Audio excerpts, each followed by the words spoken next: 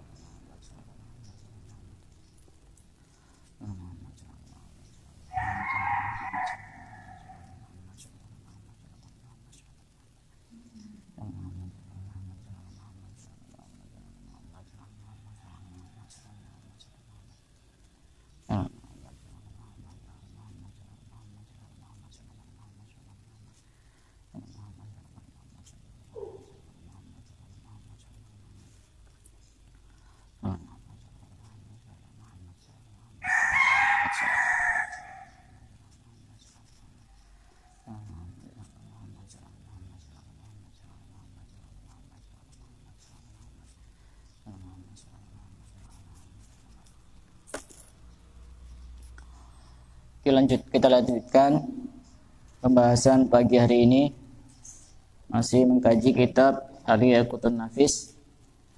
Kita beralih ke bab furudul wusli, fardunya wudu. Fardu itu adalah sesuatu yang harus dikerjakan. Jika tidak dikerjakan maka tidak sah. Furudul wusli isnani, fardunya wudu ada dua. Yang pertama adalah an-niyatu, niat. Bagaimana niat mandi besar, mandi wajib, bagaimana niatnya? Menyesuaikan dengan jenis mandinya. Misalnya dia mandi dari haid, ya saya niat mandi dari haid, mandi wajib dari haid.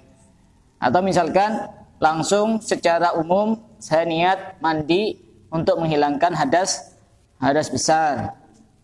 Jadi harus ada niat mandi wajibnya. Tidak cukup nawaitul wusla, tidak cukup aku niat mandi. Kenapa? Karena masih dimungkinkan itu mandi biasa. Kalau cuma mandi, jadi harus niat nawaitul wusla diraf'il hadasil akbari atau nawaitu fardul wusla. Pokoknya niat mandi wajib atau niat mandi untuk menghilangkan hadas besar. Beda dengan niat wudu. Niat wudu itu walaupun cuma niatnya nawaitul wudu'ah, itu boleh. Kenapa? Karena tidak ada ibadah yang menyerupai wudu. Beda dengan mandi. Kita tiap hari kan mandi. Antara mandi biasa dengan mandi wajib sama. Makanya untuk membedakan harus dengan niat itu. Itu fardu yang pertama adalah niat. Paham niat? Yang kedua, wa ta'mimul badan bil ma'i. Meratakan badan dengan air. meratakan badan dengan air. Air itu harus nyampe ke seluruh tubuh. Semuanya harus nyampe ke seluruh tubuh. Baik itu rambutnya maupun yang lain, semuanya harus nyampe ke seluruh tubuh. Misalnya rambutnya panjang sampai 2 meter misalnya. Maka itu rambut semuanya wajib terkena air semuanya. Mau rambutnya tipis maupun rambutnya tebal, rambutnya artis ya sama aja. Rambutnya tipis maupun tebal itu semuanya kalau dalam hal urusan mandi itu wajib terkena semuanya, terutama perempuan harus hati-hati. Harus wajib terkena semuanya. Yang wajib terkena air itu yang bagian yang mana? Bagian yang sekiranya dibawa sholat. Memang ada bagian yang tidak dibawa sholat. Ada. Rambut yang rontok, masa dibawa sholat? Itu tidak wajib. Kita kemudian tidak harus mencari-cari mana rambut saya yang rontok atau mana kuku saya yang jatuh. Tidak perlu. Itu tidak wajib. Jadi yang wajib kita ratakan dengan air yaitu anggota tubuh yang sekiranya kita bawa pada saat sholat. Masa mau sholat bawa rambut yang rontok kan enggak. Jadi yang wajib kita basuh itu adalah anggota tubuh yang kita bawa pada saat sholat. Paham? Jadi kadang ada orang kan bingung. Ini katanya kalau head nanti tidak boleh ada rambut yang rontok. Nanti kalau rontok nanti harus dikumpulkan kemudian pada saat mandi dimandikan juga. Ya seperti itu juga ada apa tapi tidak wajib. Jadi kalaupun tidak dimandikan ya juga tetap sah mandinya, tidak apa-apa. Kuku itu juga apa-apa. Tapi sebaiknya pada saat haid itu tidak potong kuku atau tidak potong rambut. Kalau rontok sendiri ya tidak apa-apa. Tidak usah terlalu ribet-ribet. Wudu ada 2. Yang pertama adalah niat. Yang kedua adalah meratakan air ke seluruh anggota tubuh. Kemudian apa? Mandi. Wah, yang dibahas kan mandi bukan wudu. Wudu kan sudah. Sudah, yang berikutnya syurutul wusli. Syarat mandi. Apa syarat mandi? Syarat mandi itu sama dengan syaratnya wudu. Ada berapa? Coba. Ada berapa syaratnya wudu? Tulisannya, catatannya? 15. Syaratnya mandi sama dengan syaratnya wudu. Yang pertama, Islam. Saya ulang kembali walaupun sudah pernah dibahas dalam bab wudu tapi saya ulang kembali. Syaratnya yang pertama adalah Islam. Jadi kalau ada orang mandi tapi dia tidak Islam atau misalnya murtad, maka mandinya tidak sah. Misalnya dia haid, kemudian di tengah-tengah haid dia murtad, berarti kan sudah tidak Islam. Maka pada saat mandi dia tidak sah mandinya. Kenapa? Karena dia tidak Islam. Yang kedua, tamyiz. Apa itu tamyiz? Tamyiz itu sudah bisa membedakan mana kanan, mana kiri. Kalau anak kecil itu masih belum bisa. Bisa membedakan arah juga, mana barat, mana timur. Kemudian bisa istinja sendiri, bisa cebok sendiri, dan seterusnya. Yang berikutnya harus suci dari haid dan nifas. Kalau masih belum suci, maka mandinya tidak sah. Kemudian juga harus tidak ada perkara yang mencegah sampainya air ke kulit. Kemarin sudah dibahas. Apa? Kutek. Bagaimana kalau orang mandi, kemudian di kukunya ini ada kutek? Apakah mandinya sah? Kenapa tidak sah? Karena kutek itu kan ada apa namanya? Istilahnya ada benda yang nempel kan ya? Dan itu bisa menghalangi sampainya air ke kulit. Beda dengan apa namanya? Bukan satu pacar ya, pacar. Kalau pacar itu kan dia cuma sekedar warna yang menempel. Tidak menghalangi air sampai ke kulit. Jadi tetap tidak apa-apa kalau pacar. Pacar apalagi pacar daun kayak gitu. Enggak apa-apa. Kalau kutek ini jelas ini kan agak tebel itu kalau kutek itu. Jadi itu tidak sah ketika orang mandi ada kuteknya. Bagaimana misalnya kalau sudah mandi, selesai mandi, dia lupa bahwa kukunya ada kuteknya, gimana hukumnya?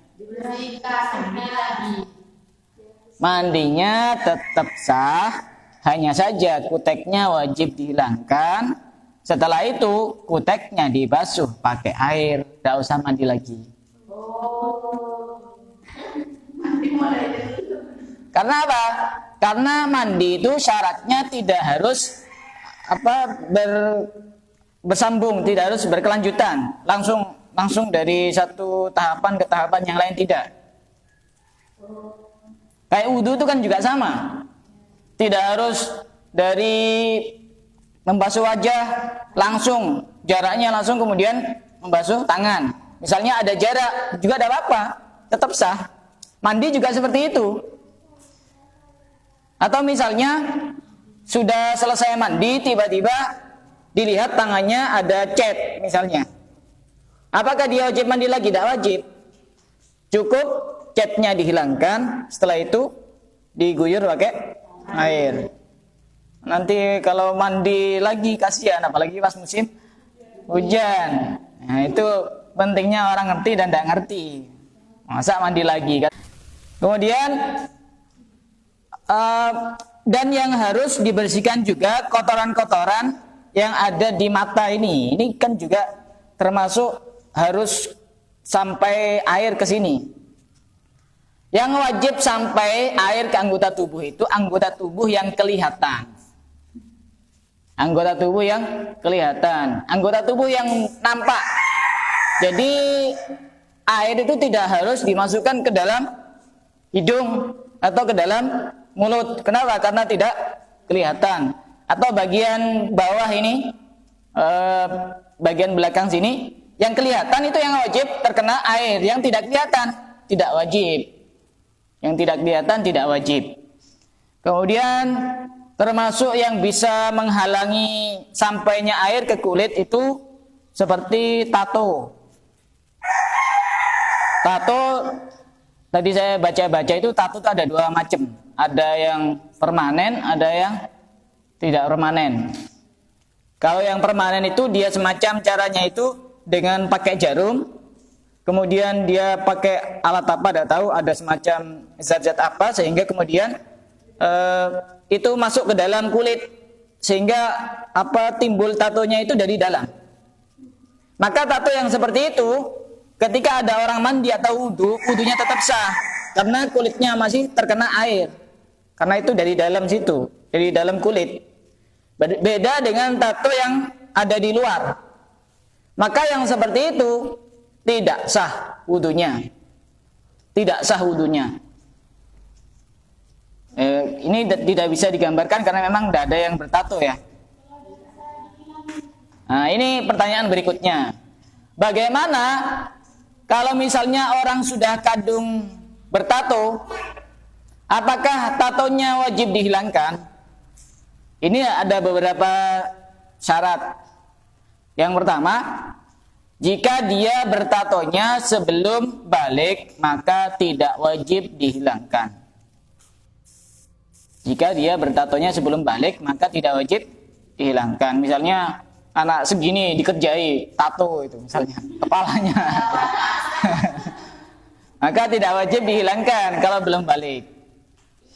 Kalau sudah balik dan dia tahu bahwa tato itu hukumnya haram dan tidak ada bahaya ketika dihilangkan, maka wajib dihilangkan. Yang penting dia tahu tato itu hukumnya haram. Orang yang mentato haram, orang yang minta ditato haram. Beda dengan tato-tato yang kayak apa? Mainan, kan ada anak-anak kecil itu. Ada semacam stiker dibuka terus ditempel di sini. Itu lain lagi itu. Tidak sama dengan tato itu. Jadi kalau kita tahu haram, kemudian sudah kadung bertato, maka wajib dihilangkan. Kalau tidak tahu bahwa itu haram dan ketika menghilangkan tidak membahayakan kulitnya, maka wajib dihilangkan. Kalau membahayakan, misalnya nanti ketika menghilangkan tato nanti berakibat kulitnya ini rusak atau melepuh, ya tidak apa-apa. Tidak apa-apa, biarkan tatoan. Kemudian misalnya jadi ustadz, ya tidak apa-apa. Allah itu maha kasih. Kan ada banyak orang yang bertato kemudian taubat itu. Ya tidak harus dihilangkan tatonya. Apalagi kadang ada orang yang tatonya sekujur tubuh. Dan kasihan. Kecuali misalnya ditemukan alat yang sangat canggih dengan dilaser kemudian langsung hilang semuanya, wajib dihilangkan. Tapi kalau misalnya dengan cara yang sekiranya bisa membahayakan kulitnya, maka tidak wajib dihilangkan. Dan wudunya juga tetap sah. Paham masalah tato? Jadi tidak ada perkara itu apa syarat-syarat wudu dibuka lagi sambil mengulang ya. Karena ini syaratnya sama dengan mandi. Kemudian syarat mandi adalah tidak ada anggota yang bisa merubah air. Misalnya pada saat mandi kita di tangan kita ada pewarna, misalnya apa? Pewarna makanan atau cat misalnya. Kemudian kita ambil air di jeding, kemudian jedingnya berubah jadi biru misalnya atau jadi oranye misalnya. Itu kan berarti ada anggota tubuh kita yang bisa merubah air. Baik itu merubah dari warnanya atau baunya atau rasanya. Salah satu itu sudah bisa dikatakan mandi kita tidak sah. Karena airnya berubah disebabkan ada sesuatu yang menempel di anggota tubuh kita yang bisa merubah air. Paham? Kemudian yang berikutnya mengerti tentang fardu-fardunya wudu. Yang tadi itu fardunya wudu. Ada dua. Kita ngerti bahwa niat adalah fardu. Kita ngerti bahwa meratakan sekujur tubuh adalah fardu. Kemudian yang berikutnya wa alla ya'taqida fardhan min furudihi sunnah. Tidak meyakini salah satu kefarduan wudu adalah sunnah. Misalnya niat itu kan fardu ya, wajib. Kemudian kita meyakini bahwa niat itu adalah sunnah, maka wajibnya mandinya tidak sah. Atau meratakan air ke seluruh tubuh itu kan fardu. Kemudian kita meyakini bahwa itu sunnah, maka mandinya tidak sah. Mandinya tidak sah. Nah, itu. Kemudian yang berikutnya wal ma'ut tahur, dan air yang suci dan mensucikan. Nah, kemarin ada pertanyaan. Misalnya ada di jeding dimasuki detol misalnya. Bagaimana hukumnya kalau air itu digunakan untuk wudu atau mandi? Ya tergantung. Kalau detol itu tidak bisa merubah air, baik itu warnanya atau rasanya atau baunya, maka tidak apa-apa. Berarti kandungan detolnya cuma sedikit, lebih didominasi dari airnya.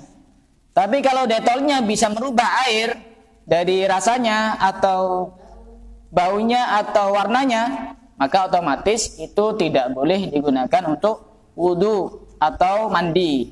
Airnya suci, tapi tidak mensucikan. Sama seperti misalnya air teh misalnya. Di dalam satu jeding kemasukan teh. Jadi teh celup misalnya.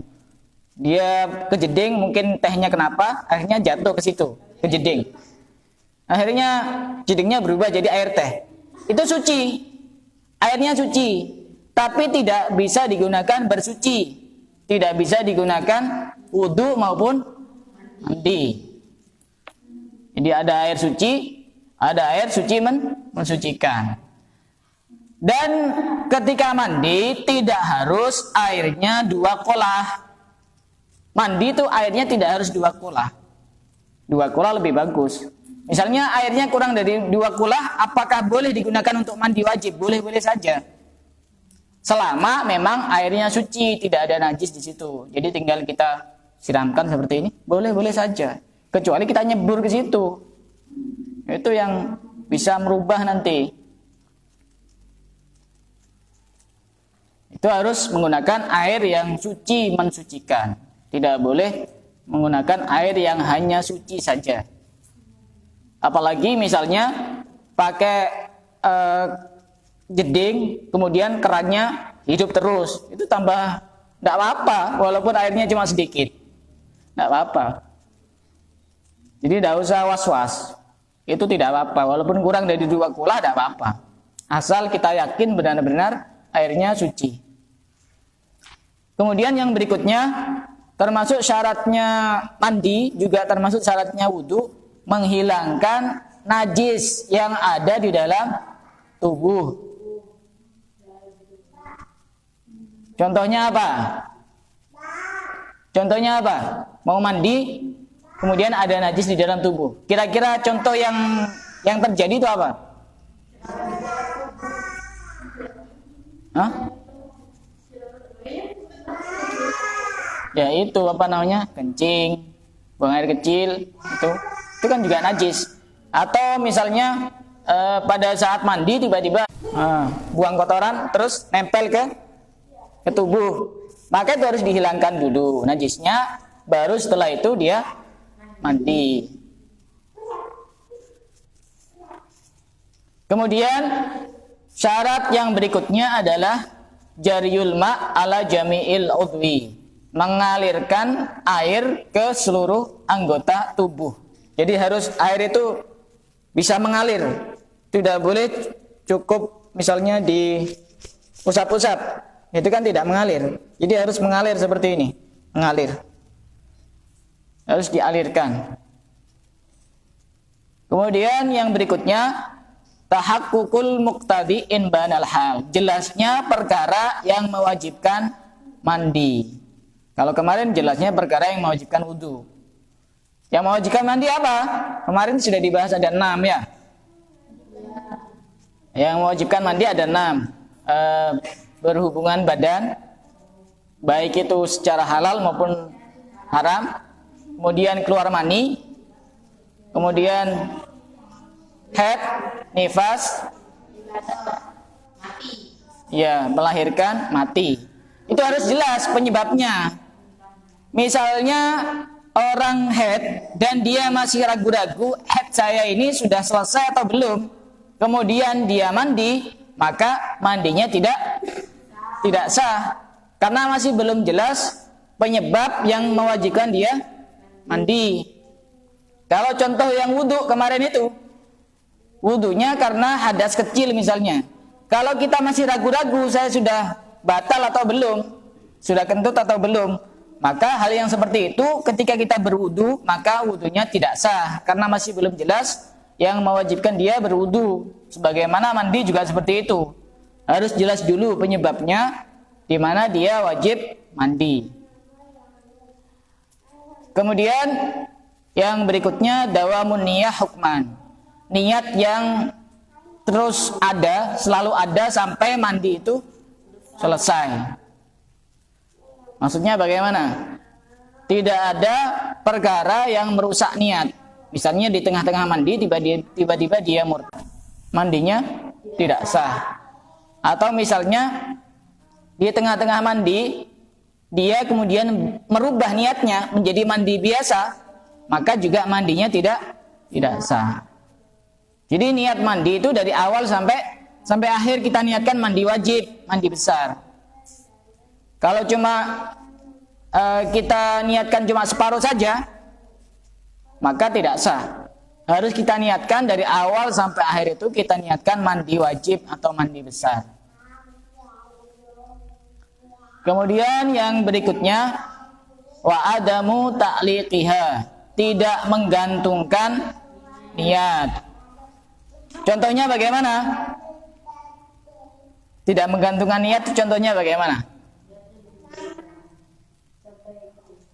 Misalnya ada janjian sama seseorang, kemudian dia sudah berada di kamar mandi, kemudian dia bilang seperti ini, jika fulan datang maka saya niat mandi. Itu namanya menggantungkan niat karena datangnya seseorang. Seperti itu tidak sah mandinya. Tidak sah mandinya. Jika fulan datang maka saya niatkan mandi. Berarti jika tidak datang tidak diniatkan mandi. Atau misalnya jika hujan maka saya niatkan mandi. Jadi dia sudah posisinya mendung, kemudian dia di depan rumah, kemudian dia niat nanti kalau hujan saya niatkan mandi. Ini namanya menggantungkan niat dengan sesuatu yang lain. Hal yang seperti itu menjadikan mandinya tidak sah.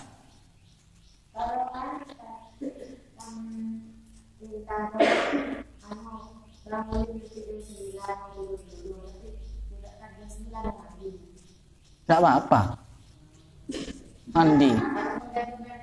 Ya enggak, bukan menggantungkan niat itu.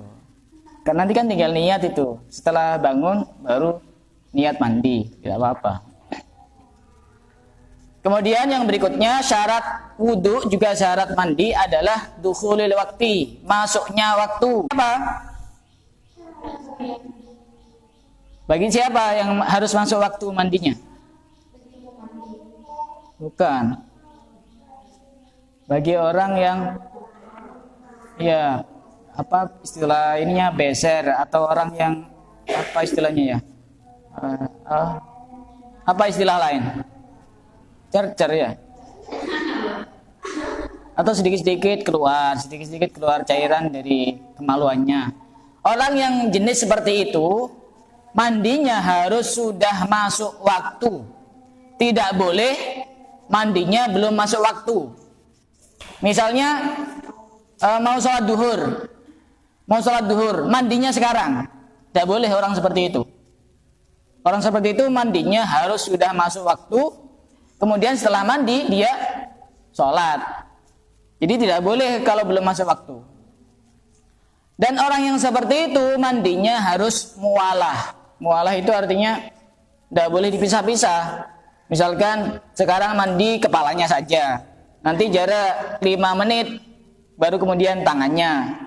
Jarak berapa menit kemudian tangan yang satunya. Jarak berapa menit kemudian badannya. Tidak boleh. Harus langsung itu. Orang yang seperti itu. Khusus orang seperti itu. Kalau orangnya normal-normal saja, bukan orang yang daimul hadas, orang yang beser atau orang yang cercer seperti itu, maka ya boleh-boleh saja mandi sekarang tidak apa-apa. Mandi sekarang tidak apa-apa, nanti sholat duhur tidak perlu mandi lagi, tidak apa-apa. Itu seperti itu tidak apa-apa.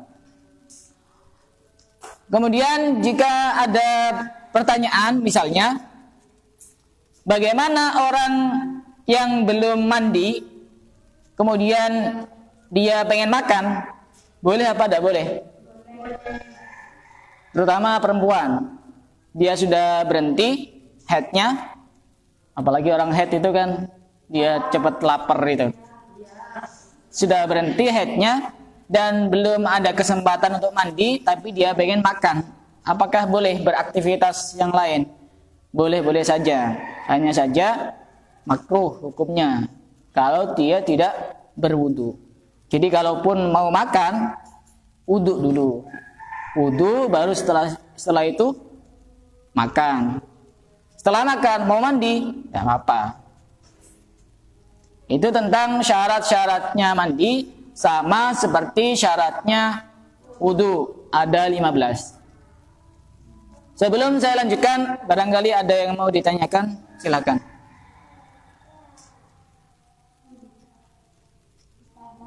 Ya, silakan.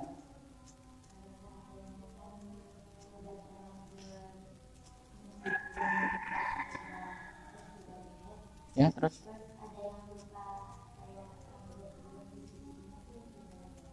Sama seperti yang rambutnya nempel. Yang rontok tidak usah. Yang rontok tidak usah. Kecuali rontoknya pada saat mandi. Kalau rontok sebelum mandi, tidak apa-apa, tidak usah. Kuku itu bagusnya setelah potong kuku itu dipendem. Bagusnya, sunnahnya dipendem. Setelah potong kuku jangan dibiarkan berantakan. Apalagi di zaman sekarang ini bisa digunakan media untuk media sihir. Apa-apa yang bersambung dengan seseorang, misalkan kuku dibawa ke tukang-tukang santet kayak gitu. Dengan kukunya ini, karena ini bersambung dengan orangnya itu, lebih mudah untuk nyihir orang. Di dalam Islam, orang potong kuku itu, setelah potong kuku, bagusnya dipendem. Walaupun bukan kemudian kita gali seperti itu, cukup ditutupi pakai tanah atau debu atau yang lain, itu sudah cukup. Saya tidak tahu hikmahnya apa. Cuma memang itu bukan wajib ya, tidak wajib. Kalaupun tidak dipendem juga ada apa-apa, tapi tidak wajib. Paham? Kita lanjutkan. Ada pertanyaan yang lain? Silakan yang mau bertanya.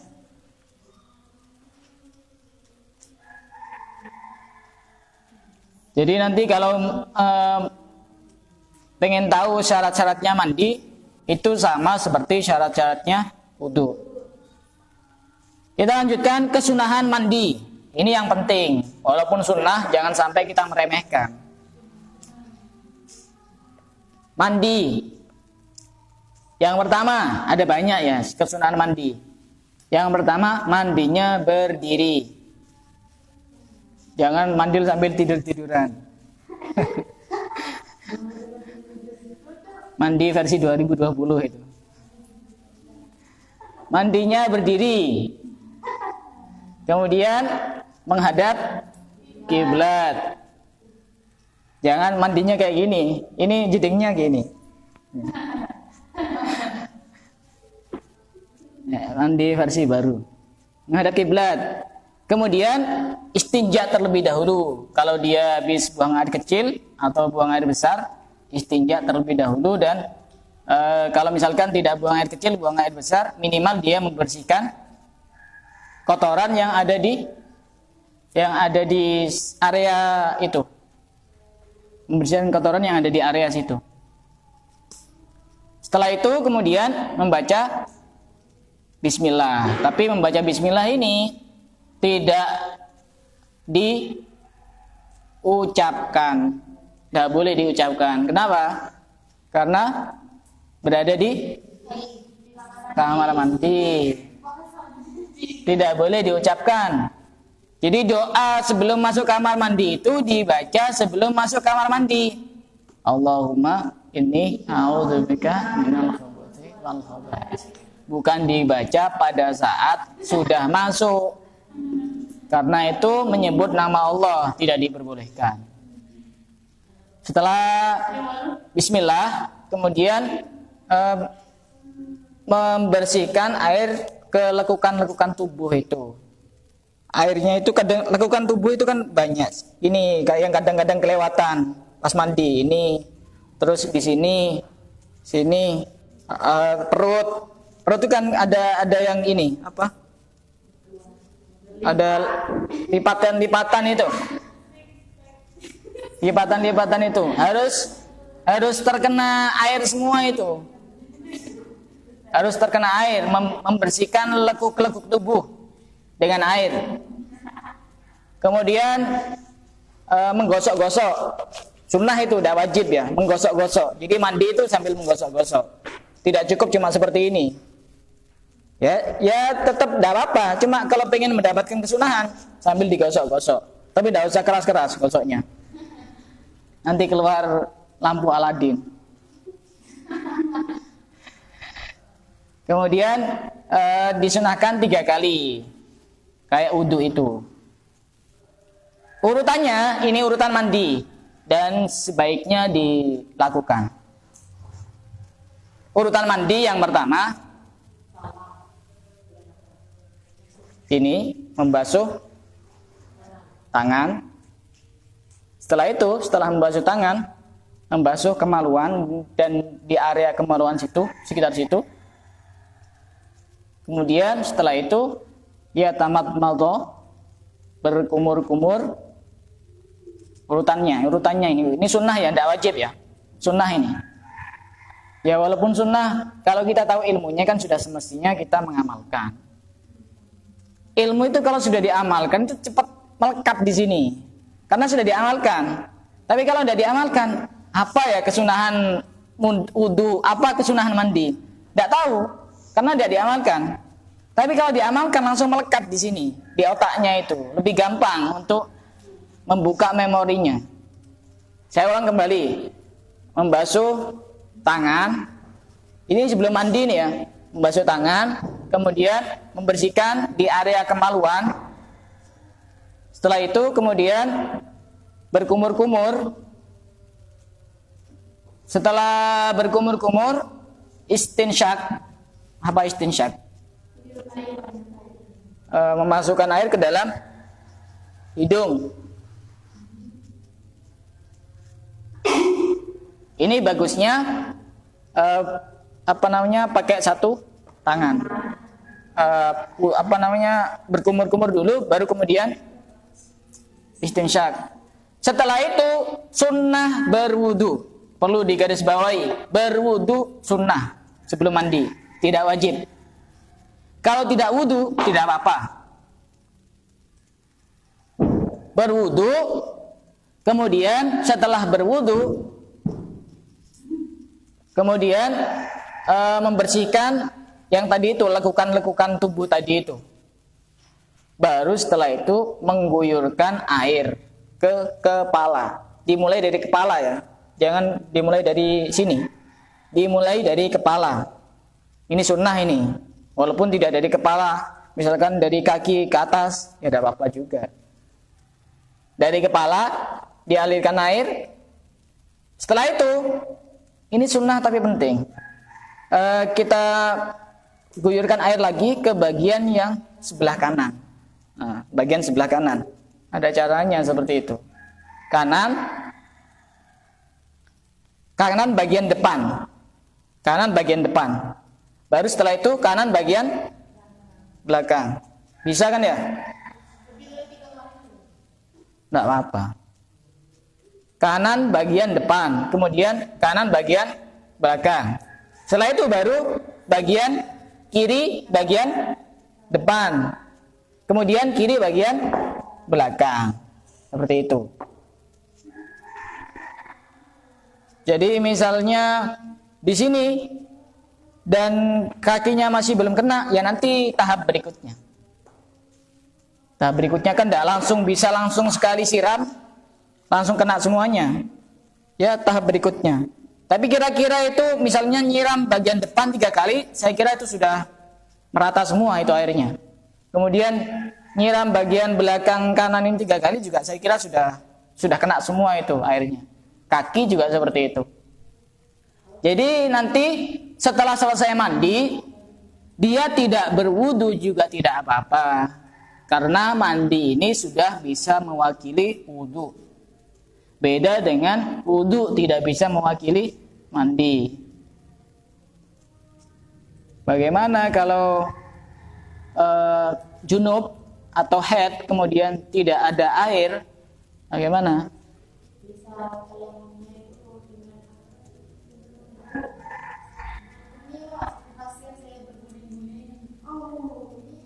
Kan, caranya itu memang ada dulu kejadian. ada salah seorang sahabat yang kemudian dia itu hadas besar, kemudian tidak ada air, akhirnya dia guling-guling di pasir.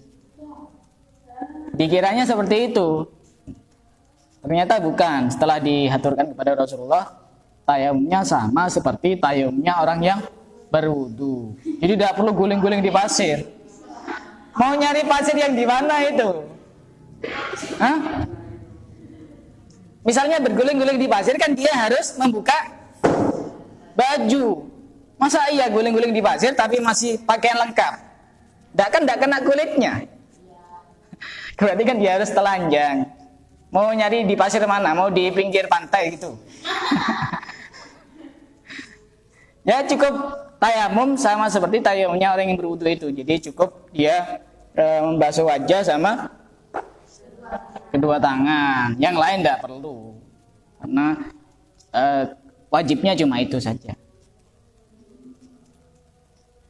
Silakan yang mau ditanyakan. Barangkali ada yang mau ditanyakan.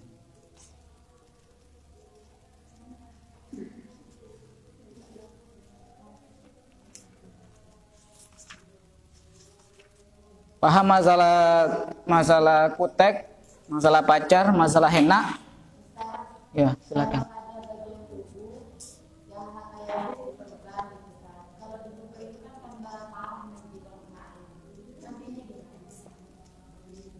Ya itu harus konsultasi sama dokter dulu. Kalau sekiranya tidak boleh kena air ya tidak usah kena air, tidak apa-apa. Dan itu yang tahu dokter, jangan kita memutuskan sendiri. Konsultasi dulu ke dokter. Kalau misalnya kita mandinya di laut, lebih gampang lagi itu. Jadi tinggal menyelam, itu sudah selesai sudah. Karena mandi itu tidak harus tartib. Mandi tidak harus tartib urutannya. Tartib pun juga ada apa-apa. Kalau kita nyelam itu sudah bisa dikatakan tartib. Lebih enak itu kalau mandi di laut, itu tinggal nyelam 1 menit, sudah selesai, mandinya sah semuanya. Yang penting pada saat nyelam dia niat mandi wajib atau mandi menghilangkan hadas besar. Kita cukupkan sampai di sini. Kita lanjutkan pembahasan yang berikutnya, yaitu kemakruhan mandi dan mandi yang disunahkan. Wallahu a'lam bishawab.